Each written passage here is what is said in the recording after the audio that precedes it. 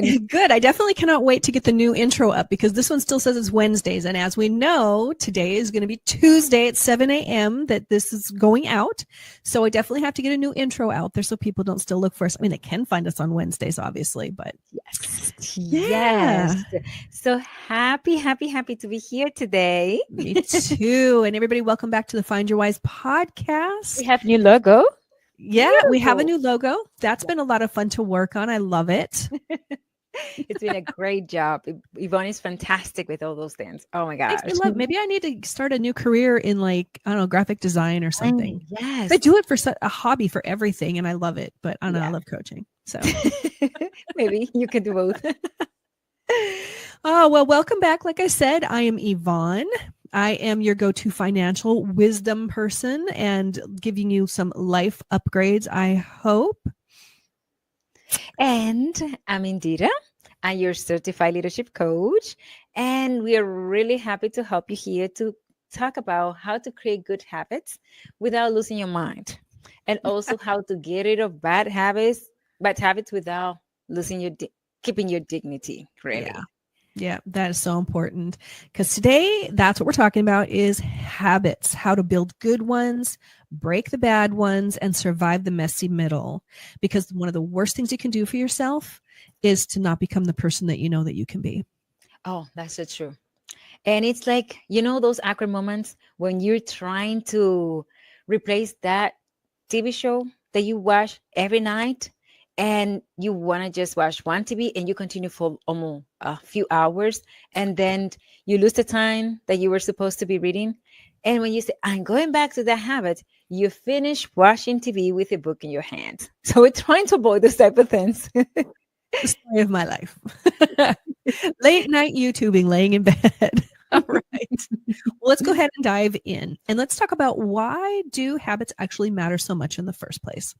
It's because habits, and I love this, it's like compound interest for your life because they seem really small and like they don't really matter much what you're doing at the time. But over time, they can add up to really huge results or big problems if you're not careful because they're, can cause huge problems because not all habits are good habits. Oh my gosh, that is a financial metaphor, but I like it. But it's so true because habits is like an autopilot. It's like the thing that continue in our life, but driving in a unconscious way. So it's a good way for us to forget about the things that we have to do once it is embedded in our brain, and it help us to go and save time and decision fatigue. Because instead of thinking that you have to brush your teeth, you just do it. And that's the place that we want it to be. Yeah. Unless you're like a teenager and it's a negotiation every night. Oh, yes. Can I stay up late tonight? No. Why? Every night.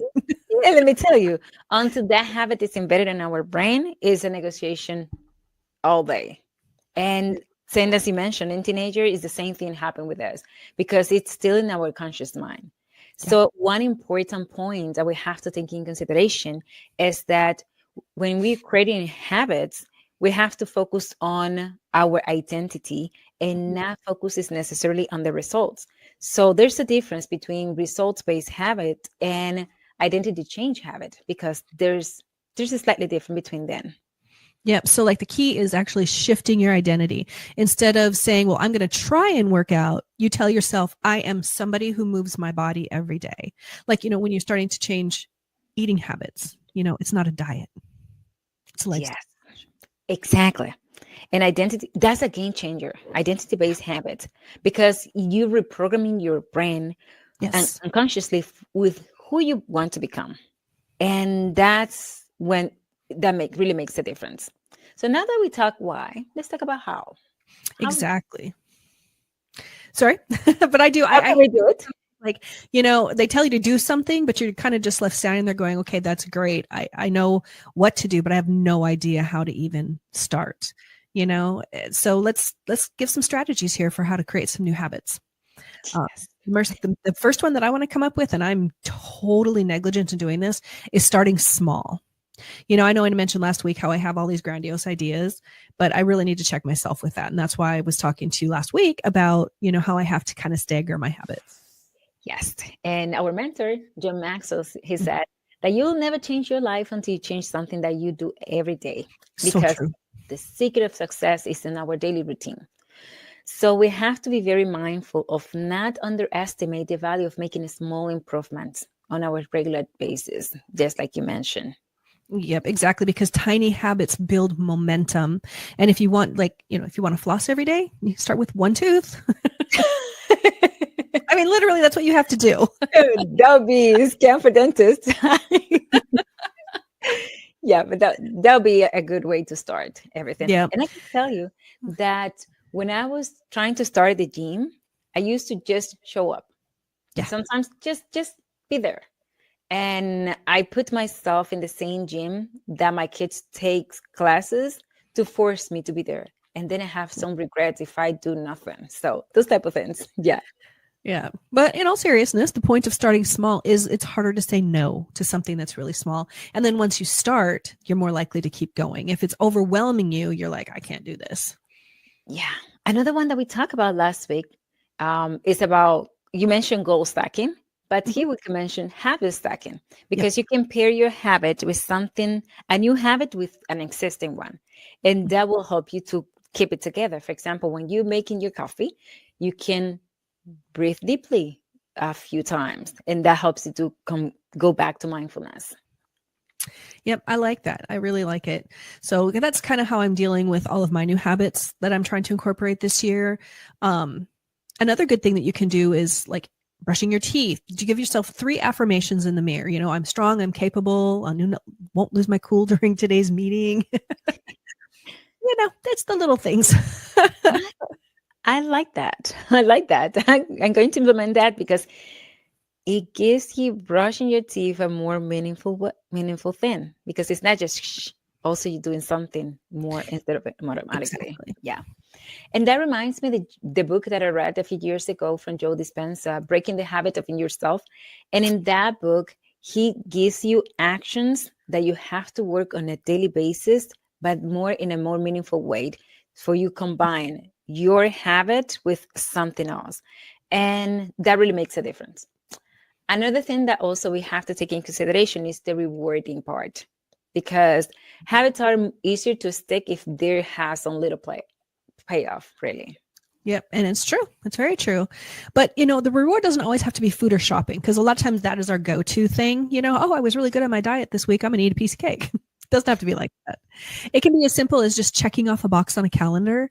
And that's why habit trackers are really, really popular, because that feeling of completion can just be really satisfying in itself. Yes, I can tell you. One of my favorite is the sticker chart. Yes, Yeah. I'm a grown woman, but I still love Gold Stars. And I trained my son to go to the bathroom using that, and it was fantastic. Yep. I mean, you use whatever works for you. The key is just to make it really satisfying so that your brain goes, I want to do that again, Yeah, that's true. So let's tackle the bad part. Bad habits, how we break those ones. Oh, bad And those habit. are the toxic ones. Yeah. Yeah. They're the ones that that you should leave behind. But then they text you at midnight, like, hey, are you up? I mean, it happens. It has happened. I'm Yeah. not naming names, but it's happened. Yeah, it's true. And sometimes you even, for example, ice cream. Or people that love the Mm. ice cream and they remember that have the ice cream in the refrigerator at midnight because they couldn't sleep, they go back to the refrigerator. So how can we break those bad habits? One really easy way, well, I say it's easy, but I'm the type of person that knows it's there, is to make it invisible. You just remove the temptation. Like for me, if your bad habit is snacking on chips, then just don't put chips in the house, because like I said, if I can make it invisible, put it in the cabinet, but if I know it's there, it's still easy for me to go and get it. So, and I'd be the type of person that would die with the bag of Cheetos in my hand. So yeah, just don't bring them in the house. And what if the habit is like something about scrolling on social media or online shopping or something like that? Online shopping is a big one for a lot of my clients. And what I suggest, and they hate me for it at first, is to delete your shopping apps. Remove the credit card info, things like that. Anything that makes it really inconvenient for you, then you're less likely to, have to reinstall an app or go and find your credit card and put all that information in. Yeah, that's a good recommendation. I used iPhone screen time. So it Yeah, just for me to remind me the time. smart. So for example, after I have 15 minutes, it gives me if I'm doing something that is important, I will continue the 15 more minutes. But if it's something just spending time, I know it's up time. So I disregard that. I like that. I think that's really good. Another thing you can do is just make things really unattractive. So you can reframe how you see a habit with things like changing spending habits. Think about what you're buying, not so much in terms of how many dollars that you're about to spend, but think of it in terms of how many hours of work do you have to spend in order to buy what you're buying. Like Ouch. you make $20 an hour and you're buying something for $100. Think about the hours you're spending at work to buy that. Ah, that's a good one. Yeah. And that can be very effective. Oh, yeah. Yes. Also, we can, when you pay cash, also you can see that because there's Yes. some connection when you pay cash than when you use credit cards. I love it. Another thing is make it difficult. For example, like you mentioned about the chips, I love Nutella. But for me, it is easier to make one decision in the supermarket of not buying it that just have it in the house and eat just one spoon. It won't happen. I'm Right. going to eat more than one. So I prefer not to buy. So it's good to make it difficult as well. Yep. No, I agree. Another thing you can do is, and this is vital, is you replace that habit. Instead of eating chips while watching TV, try chewing gum or drinking tea or something like that. Because when you remove a habit or you're trying to remove a habit, you cannot leave a void. Yeah. Yeah. And also, for example, that you were talking about scrolling on the phone, we can pick a book or find something instead that we can use in terms of that. Yeah. Doom scrolling. Yeah. And don't forget can't talk today. Don't forget to track your progress.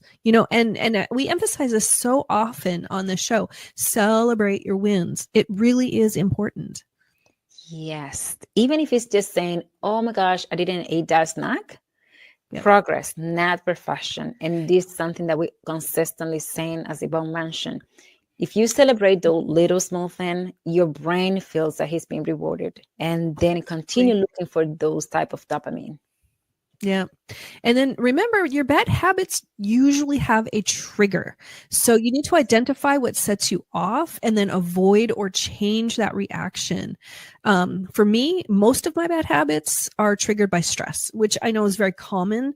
I'm not going to get into all the details because, stress is an overlaying thing, but there's little pinpoint triggers that I have to know. And it's really important for you to know those if you're trying to break a bad habit. So you brought a really good point, which is self-awareness and self-assessment. Yeah. Those are key for us to recognize where the bad habit is, because the habit can help you and also can make a disfavor. So it's our idea how we're going to do it, but the main thing is that we have to be aware. And once we know, we continue that assessment, and that will help you along the way. Yep, it's about boundaries, people. Boundaries, creating boundaries for yourself too, not just for other people. So now let's talk about messy middle. This is the part where you've started building a new habit and breaking old ones kind of in that middle, but it feels like you're just running in place because you're not good at the new habit yet. And the old one is still just kind of looking over your shoulder. Oh, the struggle boss and the population asked, oh my gosh. Absolutely. I'm on it. But this is where most people actually give up. Um, Here's the thing about making habits. It takes time. And I know there was a really popular thought several years ago about, 28-day habit formation thing, but studies show that it actually takes anywhere from 21 up to 66 days to form a new habit. So it can take longer than you expect. Yes, I think. And what about breaking bad habits? Breaking bad habits, it takes even longer. Yep. So have some grace for yourself. Progress is not linear. So Mm, it's different. It is, but that's exactly where tracking comes in, because even if you miss a day, it doesn't help you spiral out into missing a week. Yeah. One of the things that people used is put restrictions on themselves. Only miss one day. So if you missed more than one day, then you have to go back and restart your habits. But if you, for example, you have that commitment, and that comes with having some commitment even when you start doing it, and put some ground rules. The same thing that you would do for everything else. You said, I'm not going to miss 2 consecutive days. Right. So that makes it easier sometimes, because that also help you with your new identity that you're creating. Yep, that's so true. Another one really thing that, see, I can't talk today. We need to not do this. I'm used to 8 o'clock at night. My brain has had time to engage. Yes, probably. But another good thing that you need to do is find a support system. Share your goals with friends or join a community. There's a ton of them. It doesn't even have to be like in your direct community. If you can do something local, great, but there's a ton of Facebook communities that you can join, because accountability is everything, and having somebody to answer to can make a huge difference. Oh my gosh, we know that. We're Oh, we coaches. do. That's how we started, as accountability partners. Exactly. And the environment, as you mentioned, is a game changer, because in reality, people around you, they can make it fun, and they also can make it more difficult. So it's so important to have a support system that really supports you and help you in your process, and communicate that you're pursuing that goal, so that your people in your environment can also support you, if there's the supportive one. If not, then you have to look for another place, like Yvonne said. Exactly. All right, so let's recap this. If you're building habits, start small, stack them against existing routines that you already have, reward yourself, and then track your progress. And if you're breaking a bad one, make sure to make it invisible and attractive and inconvenient. Replace them with something that is better, and celebrate your little wins. Yes, yes. And just remember that habits are not about being perfect. I know that we all struggle with this, but it's about being consistent. Small steps lead to big changes over time. Remember, compound interest. Yes, light compound interest for your life. Exactly. So look at you and bring it the full circle. Yeah. Well, can I say I'm consistent? Yes. About most things. Yes, but really, we wanted to thank you for tuning in, and we thought that this episode was appropriate because it's the beginning of the year. Yes. And these tools, I'm going to implement some of the things in the new habits that I'm trying to form, and also bad ones that I want to remove. So if you think this episode it gives you some value, please don't forget to subscribe, share, and share with someone that really can benefit from this. And also leave a comment. Exactly. And remember, you're just one small step away from a better life. And until next time, stay consistent and stay hustling. Yeah. Have a great day, everybody. Thank you so much. See you next week.